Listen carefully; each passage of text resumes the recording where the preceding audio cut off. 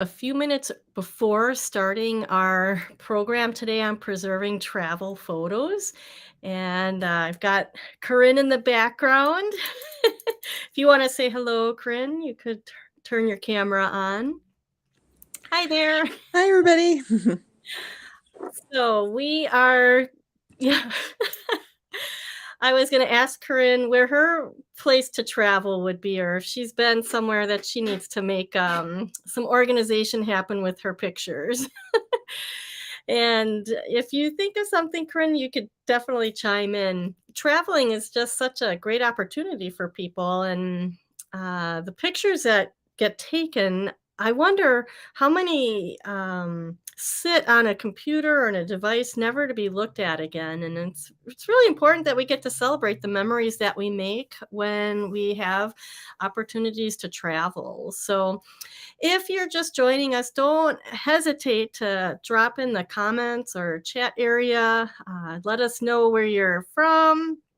And if there's a place that you've traveled and you need to do something with your pictures yet, we often see in our clients' photos fabulous, fabulous photos from around the world that have been sitting in envelopes for years, sometimes decades, or they're on a computer or a drive or a CD, and the photos just sit there, not getting to see the light of the day and to remind people of all the fun things that they've done. So that's why I'm really excited about today's topic, preserving travel photos. And I think we've got a few really key things that we're going to be able to touch upon and help give people ideas what they can do before a trip, during their travels, and then after, to make sure that all the memories that you made on the trip are going to be, shared and celebrated. So anyway, let's say hi to JD from Indiana. I see you are here. Great to see you. I know you've sent me a question or two, and I'll have to get back to my email because I was out of the country last week, and I'm still catching up from that, of course. So glad to see you're here. And anyone else, if you're joining, definitely say hello and let us know where you're from. I see British Columbia, Canada. Myra, welcome, and I'm glad that you're here. That actually probably would be a destination I'd like to come to. And I wonder if you've lived there all your life or if you've moved around. And I'm wondering if between you and JD and anyone else who's here where you've traveled, and if you have photos that you need to save from your trip or trips. And save is kind of the key question. What does that mean when you travel and you save your pictures? Because they could be saved in a box, a bin, you know, online on our phone, but are they really saved? And are you really able to enjoy the memories? That is the question. So we have just about a minute. We'll see if anyone else is able to join us, and definitely love to hear from you in the comments. And if you're watching this later and you put a comment about where you are from or where you've traveled to, we'll definitely answer that later on. Oh, oh, I have to post this. Myra, you just got back from Portugal. How exciting. I had the opportunity to be in Portugal about 4 years ago. It's a beautiful country, beautiful. And scrapbooking is how you are going to work with those pictures. That's great. I think being able to travel internationally is such an opportunity, and I don't know, sometimes people don't realize the blessing of being able to go somewhere completely out of your comfort zone and maybe what you know life to be like, and to be immersed in another culture, another world, to leave everything from your own life behind. It's really an opportunity, and I'm all psyched about it because that's the opportunity I had last week to travel to London. I was in London with girlfriends on a a school trip of all things. My friend is a teacher for a school in our area, and she was not the chaperone. She was just a faculty member that wanted to go on the trip. And she invited three friends along, including me. And we are scrapbookers, or let me let me rephrase that. I was a scrapbooker, and I've just prefer to do digital photo books now. But being able to create a book after your travels is really important because how will you remember what you did on that trip? Like for me, if I didn't have a picture of myself or a picture of something that I saw with a note about what it was, I would not remember it at all. So that's why we are here today talking about preserving travel photos. You could be having a trip coming up, you could be like Myra and returning from travels, or you could have pictures from years ago that you need to do something with. So let me just move on to the next slide. And if you have questions during this program, just put them in the chat. And Corinne's here today. She'll help me with getting those answered at the end of the program. All right, let's just go to my little introduction here. So, I am Molly Bartelt. I own Pixologie, and we are here loving helping people be motivated and inspired to get their pictures saved like today. Can't wait another day because time just flies by so fast.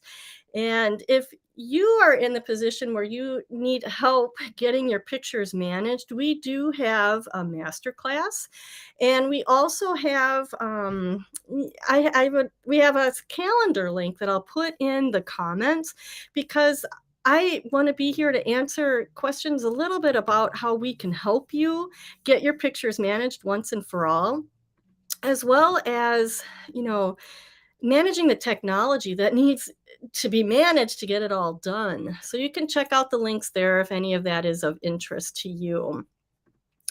Now, let's see. So the last week, as I mentioned, I was in London. The tour was Shakespeare to Harry Potter, and we also got to see Stonehenge. So that's why I have a picture of those rocks in the presentation. And traveling is such an amazing opportunity. You get to have these pictures in your collection, of yourself or your family, the places you've been, the memories you've made together over the years. If you don't have an organized way to look at them, it's really a lost opportunity to treasure those things in life. And I have a few reasons listed here about why you should save your travel photos. Which, by the way, this is Lisbon. I forget the name of the square. If I looked in my book, I'd be able to tell you. When you save your travel photos, you are treasuring the experience and joy of travel. You're protecting your travel investment, whether it's going across, the seas to another country, another continent, or even like for me, we drove out to Yellowstone. That was an investment of 8 days in the car with two young kids. That was an investment of my time and sanity, and I definitely wanna remember all those things that we did on that trip. So, remembering what you did, the places you saw, and the things you learn on your travels, all of that's so important to preserve, I think, so that we can enjoy them later. You might also inspire other people with your memories and your stories. This picture to the right, being in Portugal, if I were to turn the camera around, you would be able to see a statue of Jesus. It's just a monumental statue on whatever river it is. I hope it was a river, I think. And or maybe it was that's why I have to go to my scrapbook to see my digital photo book to see what river we were by. Anyway, I was there because my friend and client, her name's Jen Gala, Loved her, and we helped her for years preserve all of her photos and her travels. She went there. She inspired me to go, and I was able to go with my mother-in-law and daughter on a unforgettable trip. So you might inspire other people to do something they never expected to do. And of course, someday you may not be able to travel anymore. Our trip to Spain happened in 2019, and I wanted to wait until 2020 because that's my daughter was graduating from high school in 2020. And my mother-in-law, who was 88 at the time, said, "We better go now while she's still able." And we did. And of course, the following year, everything shut down and nobody was traveling. And it's kind of heartbreaking when you have trips scheduled and things like that that get canceled.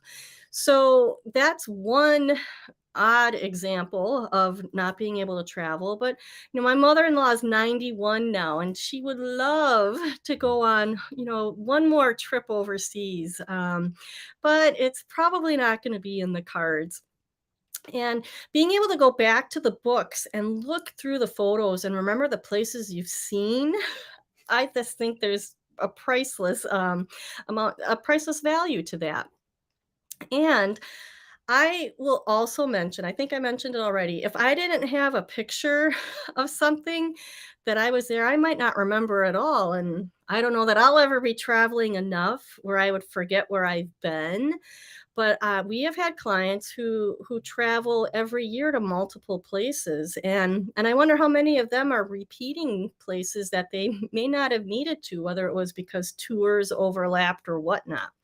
Anyway, these are all excellent reasons to save your travel photos, and I really encourage you to think about doing something with even one trip. Normally, I teach in our system that we work on getting our pictures organized once and for all. And in all of that, there is, often a lot of trips. If you just need like a win in organizing your photos, even a section, get one trip's pictures together and follow the steps that I have in here and get yourself the photos in folders and in a photo book and enjoy the memories. All right, let me just see where we're at here. Let me go to the next slide. So if you are planning a trip, and often our clients are in between trips of some sort, you want to think ahead of time about what photos you need on the trip, okay? Things that you want to be sure you capture. So start thinking ahead of time because I think we're so, hurried throughout the week trying to gather up things and make sure we have everything else set to get on the trip. Take a few minutes to look at where you're going and think about the pictures that will be most important to you. I certainly knew that Stonehenge was gonna be, something that would be, you know, really, really important to me to have pictures of this mysterious place, okay? And then, take a thought, take some time to think about what is the project that you will want to do, all right? You could do the digital photo book. You could do a regular photo album or a scrapbook. And some people do slideshows. Other people want to have canvas prints made or other framed pictures. So think about, what you're going to do with the pictures when you finally get them into something. And be sure to get these type of shots. So group photos, if you're traveling with a group, the big group, the small group, whatever that might be, you want landmarks with and without people in them. All right. And you also want to grab shots of close up details. So, an example of that is the British flags on the upper right hand side there. I mean, I don't even remember what building this was from, but I took that picture because I might need a filler picture somewhere in my photo book. Okay. And then if you just look diagonally from that picture, that down on the bottom left is the London Bridge. London Bridge. So I have a picture of it by itself, and then I have a picture with me and my friend in front of it. And I use the single picture for like a background, without anybody in it, but certainly I wanted to have a picture of myself in it in case, my children or grandchildren ever end up there, they can go back and see that I was there too. You also, can definitely grab some pictures of local cuisine. And then, I don't know, I like to get funny pictures, pictures that show our personality. When you're traveling with family, you you probably are going to be taking pictures of the kids too. So personality pictures are really important. The one on the left is my son at Disney World, and I don't know how many pictures I took to get that, but that's, like, hilarious. And then the photo on the right is me last week being at Trafalgar Square, which is kind of the heart of, downtown London. And our tour guide told the whole bus that these lines, there's four, I think there's four of them at Trafalgar Square, that you could see tourists always trying to climb up on top of the lions and get pictures. And I thought that was so like adventurous. And my mom was always one to climb up things and get pictures. And I thought, well, I'm going to do it. Well, it was raining. You can't tell it in this picture. So I made it to the stone level. And then I think I would have slid off and broke my neck if I tried to get on top of that lion. But have some moments, where you're capturing the fun, of your life, your family, your personality. Plan on taking more pictures than you need. I like never say that ever, ever. I never say take too many pictures, except when you're traveling, because first of all, you're going to delete them. I'm telling you, you must delete them. If you're taking my advice to take more, it's because you will be deleting a lot. All right. But we want to take a lot because we may never be in that location again, right? Or, see that moment. So in this instance, take more than you need so that you be sure you get the shot that you want. All right. The other things that you might want to capture on the trip is, getting ready for the flight or whatever your transportation is. If you're taking transportation in a city, like the subway or things like that, that's fun to capture shots like that. Your lodging, maybe, a shot of the hotel room. I don't usually save those, but you could. Photos that are where you're wrapping up your travels so that when you close your last page of your photo book or scrapbook, you can see everybody's on their way home, full of all their memories, overwhelmed and tired and exhausted, but thrilled at all that you have seen. In this page that I'm showing here, it's just day one, and I've got those, travel pictures. We're getting ready. And then the daffodil picture on the bottom right, I just didn't have anything else to put on this page, but I wanted something colorful. And these are the daffodils from Kensington Palace. So that's that kind of picture that you take to have detail that you can add to your scrapbook or photo book. Time that I was able to go to Spain and Portugal, I took pictures at a lot of locations, and I actually had a canvas print made of my 5 best floral pictures, and I love it. I wish I had it here to show you. All right. So this slide is about the photos that you don't want to take, or if you do take them, don't keep them. All right. So large group scenes with no apparent subject or meaning. So, like at Trafalgar Square, I had pictures at night, which isn't the best, but this large area, and you could see people sort of walking around, but it really wasn't useful to even take it because you couldn't see anything. All right. If you do take a lot and you have these repetitive pictures, you need to delete these. So this series of pictures that you're looking at right now is Big Ben. I had the fortune of being stuck closest, to the window that was facing Big Ben as we drove around it. And everybody's like, get the picture of Big Ben, get the picture. So I probably took 20 pictures of Big Ben as we were going around. I'm like, it's going to be second by second.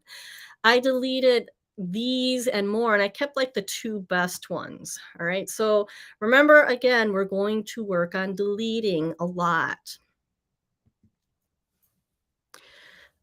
Now that you have, kind of some thoughts about what pictures you want, and I've planted seeds about deleting, I want to talk about during your travel. What should be going on while you're traveling and taking pictures. All right. The first thing is, wherever you're going, you may have a time change, or you may have a camera that hasn't been used in a year or two, like I did, and you need to correct the date. Be sure to check all your devices and your cameras to make sure they have the correct dates and times. This is really important if you like for your pictures to, flow chronologically. So, for instance, in London, that's 5 hours ahead of where I live. My camera was 5 hours behind my phone, so I had to change my camera settings to be 5 hours ahead. So you want to be aware of that because you have that easy opportunity to change the date on your and the time on your camera, and it's nice. If you're traveling between time zones, you're going to want to update that. Now, sometimes people don't do that, or their camera, has been dead and they have a date of like 2013 on them because the camera just reset to its default. When you bring those pictures together, they will be grouped together, but before the pictures that have taken with the correct time. So they would be grouped together, and that's not the worst thing in the world, but if you're sharing pictures amongst people, which happens when you travel, you could have, your smartphone pictures with the right date, your camera pictures with the wrong date, your friends who have a different camera date. It can get messy. So check your cameras if they have all the correct dates and times. Then we must every day delete photos at the end of the day. All right. If you wait until, day 9 or when you return home, you're never going to get back to it. I say that with pretty good confidence. Like 95% of people never go back and delete pictures. At the end of the day, it should be automatic. You're just sitting on your phone and you're deleting pictures. If you can be comfortable doing that, it will save you so much time, and you'll be able to enjoy the good pictures that much more, knowing that they've been sort of curated already. So on my trip, I am sure, I don't have a number for you, but I'm sure I deleted 50 to 70% of the pictures that I took because I knew I was taking a whole bunch that I really wouldn't need. All right. And I probably ended up with around 100 pictures a day on average. So when you're traveling in a foreign country, or if you're in a national park, I think 100 is somewhat manageable. Less would be better. And maybe if I went back, I'd screen them down some more. But you want to delete photos, bottom line, every day, because catching up is horrendous. Okay. It will keep your photo collection manageable. It conserves storage space on the camera cards. As you review them every day, it will remind you to be judicious, to be thoughtful of the pictures that you do take the next day and the following. It also might remind you that you are missing from some pictures and you need to get into some of them. And when you delete them, at the end of the day, you're kind of reliving the experiences you had of the day, and it's just another seed planted in your head of the things that you did and what you experienced. And I love this. So it helps you live in the moment and fully experience your trip. Be sure to have other people take photos of you. All right? So you may want to hand your phone over to someone so that you know you have the picture. They take it with your smartphone or your camera. You give it to them and then you can actually look at the picture and make sure you like it. It's just so important to be sure you aren't always the one who's taking the pictures. This is just a pond by Kensington Palace, and someone fed all the swans, and these birds were like all over. And there's one like flying right under my hand, and my friend actually took this with her phone.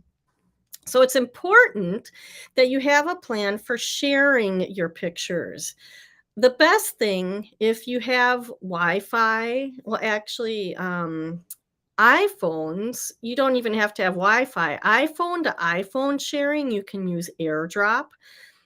Google Android phones, you can use the nearby share option. And then if you do have Wi-Fi, you and you have an Android to an iPhone share situation, you can use Snapdrop. You open up a website called Snapdrop, and then you both open it up, and then it's really easy to share. I just learned about that the other day. So that's the best case scenario. If you can share right away and you get the pictures that people took of you on their phones. Because if you wait till after the trip is over, you could be waiting a while. It's just, life gets in the way and people don't have time to get their pictures, and they don't even know exactly what to do with them either. So best case is to get it right away when people take pictures of you. That also applies for pictures that you want that they took that might not have you in it for whatever reason that might be.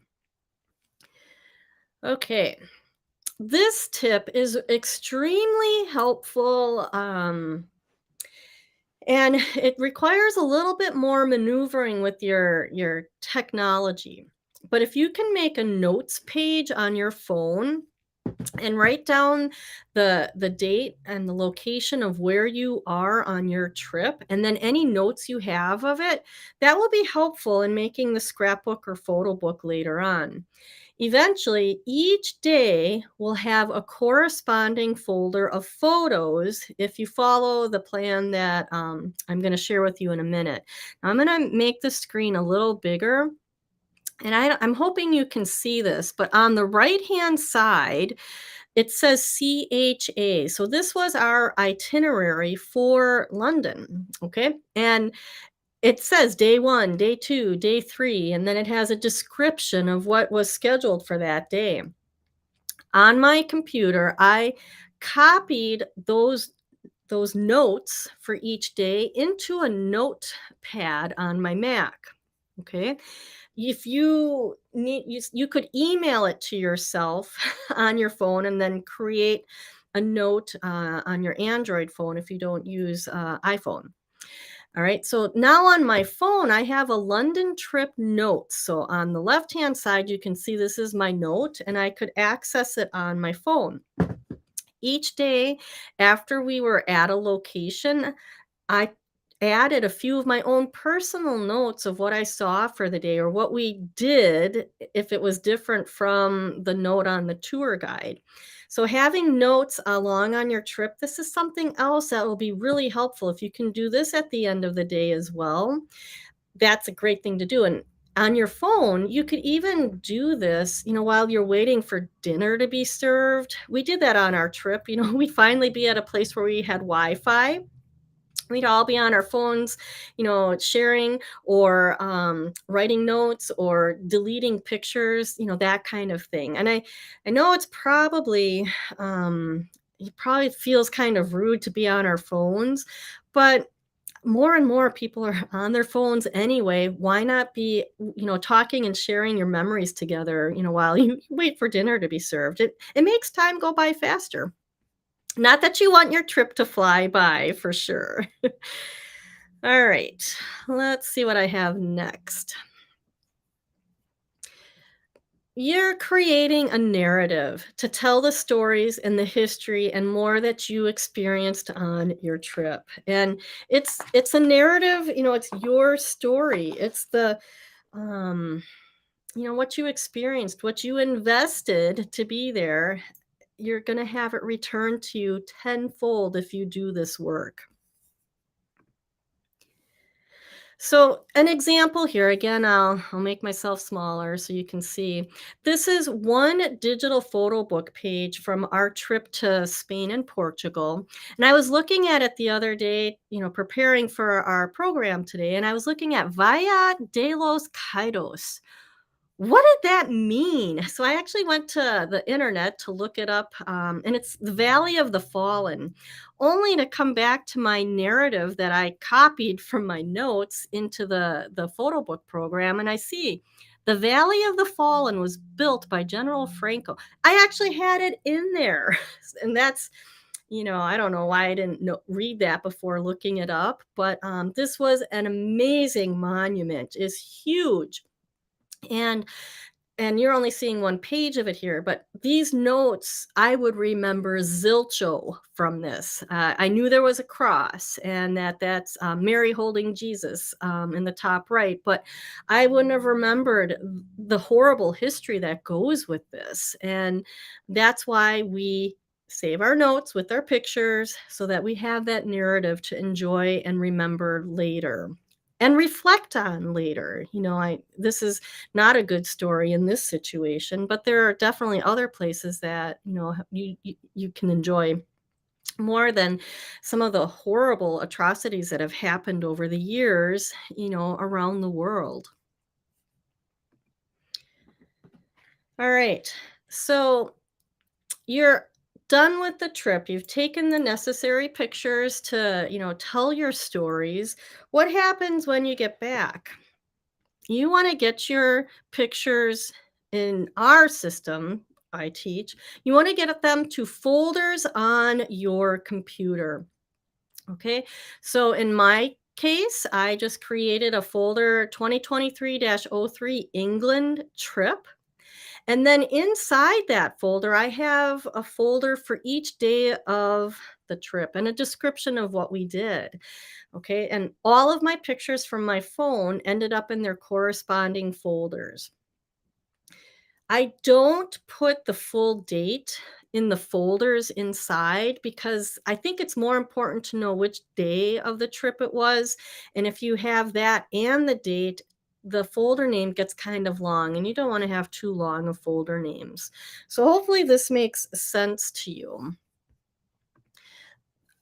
You're gonna include photos from your phone, your camera, pictures that other people have taken, and I put a second best case sharing scenario. So the first is to get the picture as if possible on the trip.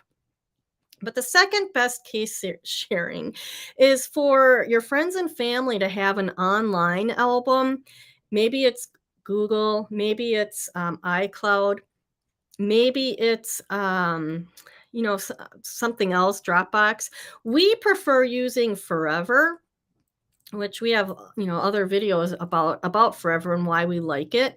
And you go to their album and you download the pictures that you want for your collection. So you download them and then you move them from your downloads folder into the corresponding folder from your trip. Okay. And that works nicely. I have seen it where people have like a shared album, and this can get really nuts. So the the idea is, okay, we'll put all our pictures in the shared album. And now if everybody does that, then and we each took 100 pictures a day, you could have like 4,000 pictures to scroll through, and then it's hard to tell which were your pictures. Don't don't recommend that. Go to your friends and family, for an online album. And again, not everybody's going to be able to do that. So you really have to protect getting the pictures that you want on the trip yourself, just to be on the safe side. I was fortunate because I have Anne, my former business partner, was with me, and we both use Forever, so I could go to her Forever album and download the pictures that I wanted. So that is, bringing those folders together. Now, in our system, we teach you have the folders on your computer and then you upload them to Forever.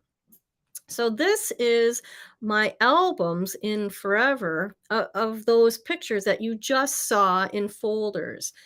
It looks so much more fun here than it did in my folders on my computer. And, that's the fun of using something like Forever, or maybe, you can do this in other places. But the nesting is what's, I think, somewhat unique to Forever, is you can have a main album with nested albums in there. So I have 8 albums here. The only thing that I did differently than my folders is my travel pictures for the last day. There was only like 6 of them, the last 6 in the bottom row, and I just saved them in the main folder because there were so few. I will point out there is 2 pictures in the middle that are our goodbye picture with our tour guide, and they look pretty similar, but one's horizontal and one's vertical. So that's something, when you have an important picture, sometimes getting a horizontal and a vertical picture might be helpful in case you want it to fit in that perfect place in your photo book later on. So that's great. And for some people, this might be good enough, but a lot of times you want to have your pictures in print. So you could order prints, but then you have to go through the whole process of buying an album and inserting the pictures. You could do a scrapbook, which for me, I want to say on our Yellowstone trip, no.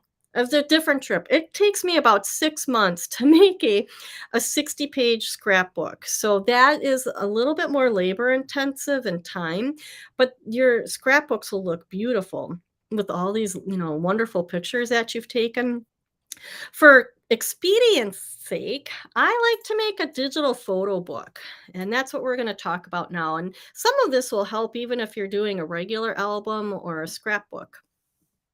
You want to capture the essence of your vacation and tell a visual story with the pictures and your notes. So, planning ahead and thoughtful photo taking will really help you capture the magic of your trip. So, first things first, I like to have a little outline for any photo book that I do. The outline tells me what's going to go on each page and what I need to get. If I don't have it, I like it. When you have a travel photo book, it's even easier to make an album. So you use a pencil, you can jot down the days and the major points of interest. All right. Each day or major point of interest should just be 1 to 2 pages. All right. There might be something that is really special, and maybe you go to 4 pages, but we are not trying to capture every single moment on the trip, but the essence of what, happened on the trip, the important things you saw, and, who was important that was with you, and the fun things that you might have done. Okay. So, when you think about, that formula, you're also going to consider using an average of 4 to 6 photos per page. All right. So, like, I took 800 pictures, I'm guessing, rounding up, 800 pictures on our travels. My photo book will probably, if we went with the standard photo book size, which is 20 to 21 pages, I probably will have more than that. So let's just say it's 30 pages. Okay. 30 pages times, 4 to 6 pictures is somewhere around 120 to 180 photos. You're going to only use a small section of the pictures you took, which is okay because you can always go back to your folders or albums digitally and look through them. Okay. And you might feel a little bit differently about the structure of your book. This is just a guideline for you. Okay. So, day one would be the day of travel. And then two and three, you would know what you did on those, on that for the next day. So, let me see. I think I have an example here. I do. Let's just go to this next slide. So this is the first day, okay? And um, you can see I have 4 or 5 pictures on these pages. This example that I'm showing you, I did in Forever. And I'm gonna just shut this off for a quick second because I want to tell you that I use that Forever online photo book printing for it was actually our Iberian Discovery and Morocco trip to Spain and Portugal. And Forever has a very easy, drag and drop, not even drag, just a dropping pictures in, and I could add text over in them. This was a fantastic way to do this quick. All right. So Forever is an option and it's simple because you could use the albums if you've uploaded your pictures there. Anyway, just wanted to give you an idea. So this theme was something that had reds and blues in it. And I thought this could work. The British flag could be, it's red and blue and white. So I just want to point out that this layout, you can see on the left-hand side, Kensington Palace. And I guess I should make myself a little smaller there. I was not crazy about the text size but I did use the daffodils for filler here on this example. And I could add text in this blue box on the right-hand side, but I wasn't happy with it. And Forever's simple design and print, there aren't a ton to pick from. The one that I had for Spain was really perfect. So anyway, you could choose Forever. You could use another photo website. You could use a program on your computer, which is what I did. What I'm going to do for this picture, that is these for my pictures from England. So this is another example of where I have day one, our travel pictures. I moved that daffodil picture down here to the right, like I mentioned. And then day two, I have Kensington Palace here. So I have some pictures here. And then on the right-hand side, this photo of this like tower, this is actually a monument that Queen Victoria built for her husband. I think he was the king consort. I'm not exactly sure. She was the queen, the monarch. And when he died, she was devastated. She built this huge, huge monument. What you're seeing is really doesn't show you the scope of it. I found out later on our tour that one of the scenes from Harry Potter and Hogwarts, the water fountain in Hogwarts, was designed and inspired by this memorial to Albert from Queen Victoria. Anyway, those are the kind of notes that could get thrown into the notes. And day two it wasn't just Kensington for us. My next pages will be, we went to go see The Lion King at the Lyceum Theater, which is Andrew Lloyd Webber's theater. And I'll have pictures from that and, a few other things. But I map it out so that, I can kind of plan ahead what I need. And then if I'm missing a picture, I can, kind of figure out, all right, I got to go find it. I go to the folder, whatever. You're planning it out. It really helps you, visualize your trip. And you just do that. Okay, so that is my, quick tips on making a photo book. My tips here really were just 2 or 3 slides, but it's all of that planning ahead of time that you really need to think about to be able to create a remembrance of your trip that is like this. So these are the things that I wanted to cover in the program today, and I'm so happy to answer any questions that you might have. And let's just see here. Okay, let's see. I Corinne, I know she is out there. And I should probably put the next slide up for questions. And let's just see. We have, oh, Dennis here is mentioning that he's been to 160 countries with 20 new countries coming up this year. Dennis, you need to tell us how that is even possible. Because 20 countries in 1 year. Is this business? Is it work? Are you going on like worldwide tours? That's fantastic. We actually did the photo book for Jen Gala. She traveled to every continent, and her photo book was a two-page spread for each country that she had visited, or each trip that she took. So let me rephrase that. It was each trip. So she had about 50 trips in that book, and the book was 100 pages, and it went from Antarctica all the way, well, to Stonehenge, to, Portugal, and all these places. Unbelievable travels. And you want to be able to enjoy them. So I don't know how that happened. That is unbelievable. Hopefully you are learning a little bit about what the what you could do to solve all of that. I see. Oh, I see Corinne's back. So I put the next question up, and I'm going to leave it for her. Susan writes here, I'm trying to scan photos from a 6.5 week trip in Europe from 1988. They are in a scrapbook now, and she'd like to create a digital scrapbook of the trip. So she goes on to say that unfortunately, she doesn't have many people photos. She had an eye for landscape and architecture. Totally fine. Especially if you can remember what those places are that you were, I mean, it sounds like you scrapbooked them already. So you have one option is to literally scan the old scrapbook. We've done that. When I used to scrapbook, I just scanned the pages that I scrapbooked and made them into a digital book. But if you're really wanting to rework the whole project, then scanning the individual pictures, do it by day, batch. If you have your pictures batched by day and location, and each batch is in its own folder, that might help. I think you could do it, and it doesn't matter if you don't have as many people in the pictures as you like.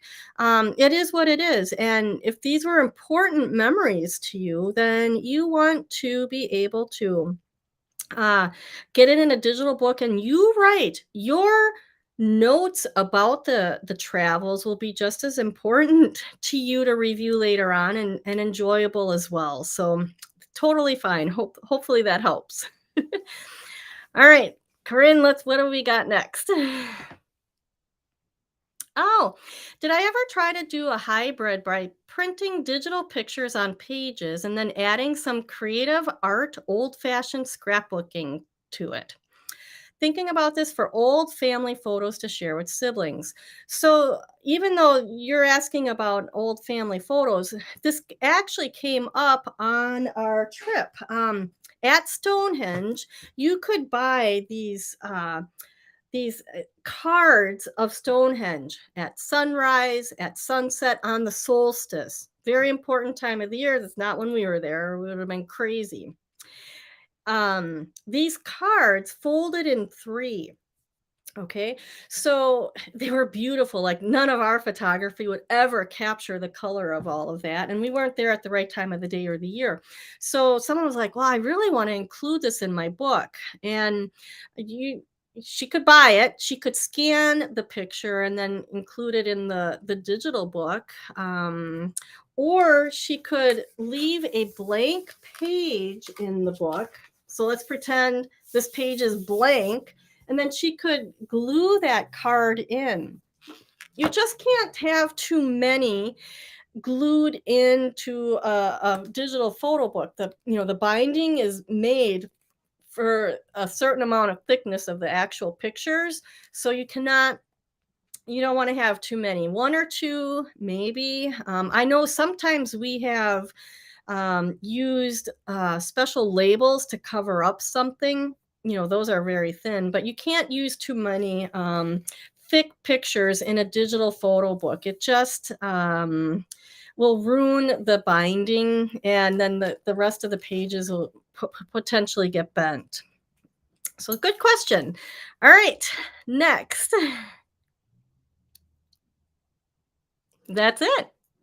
Oh my gosh, we're gonna end this without knowing where Dennis is, how he's traveling all this time. Well, maybe he'll join us another time and we'll find out. I certainly think that that's amazing that someone could travel that many places and imagine all the memories. And whether you're, like for us, whether you're traveling up north to, Wisconsin, camping up, up towards the UP, those are special memories. And then whether you're you know close to home or not, your travels are important, and the memories that you made are important, and the time that you spent with your family is important. So this is a last comment. I just see this coming in. Dennis, thank you so much for sharing, because we're all very curious. He travels independently, and you have tours and cruises, and you started traveling the day you graduated from high school by yourself. What adventures you have had over the years. And I think you could have a photo book for every trip, or you could consider doing a photo book that has multiple trips in one, especially if it overlaps, or you could have like just I've traveled and been to every continent, highlights, things like that. So so thank you for sharing. Oh, okay. All right. I think, Corinne, you're reading some more things here. Oh, Myra, thank you for the information. Yes, you can go to a weekend scrapbooking workshop. I hope that helps. Thanks. Valerie, I like Forever for digital scrapbooking, and you can mix with traditional pages, lots of options. This is true. Forever not only has the online, digital print center, they have software that you can have on your computer called Artisan, where you can design a page from scratch or use their artwork. And you can actually have individual pages printed to slide in with the scrapbook. There's so many options. It's true. All right, JD, is there a way to print 8.5 by 11 sheets with pictures, then add them to page protectors? Thinking of making like 3 books basically the same, but a few different pages for each sibling. So there's 2 ways for me to answer this. If you're scrapbooking, well, I think if you're making like a physical scrapbook, you could design a page on your computer with Forever Artisan would be the program, and then order 3 copies of that page to insert into the scrapbook and put your page protector over it. You could do that. If you're doing a digital scrapbook, you would make your master copy first, the one that everybody's going to have all their pages the same, and then copy 3 versions of it. And then you would name each version for who it's going to be for, and then work on their individual pages in each version. So this happened. One of our clients made a photo book for their family, and they wanted 4 copies for each one for each child. So like 20 of the pages were the same, and then they had 4 separate books that had 5 or 6 pages with just the one child's pictures on it. So there's options that way too. Forever Artisan is a very powerful program, and you can really design your book to be the way you want it. Kind of like the example I showed you. That I did on my computer. I have a Mac, and Forever Artisan is for PC users only. So we have it here, and I've used it a lot, but for lately I've been enjoying using my Mac for photo book designing. Anyway, that's hopefully that helps you, JD. All right. That is it. We've gone on for a full hour. This has been an excellent program, and I'm really excited about travel photos because we need some small wins in the journey of organizing photos. It can be overwhelming when you have all the digital pictures and all the boxes to go on with your physical pictures. But a travel book is a smaller project to work with, and hopefully, the steps that I've provided today will get you through the process a little quicker and with a little more fun. All right, I think that is it. All right, you guys have a great week, and then we will see you the next time, okay?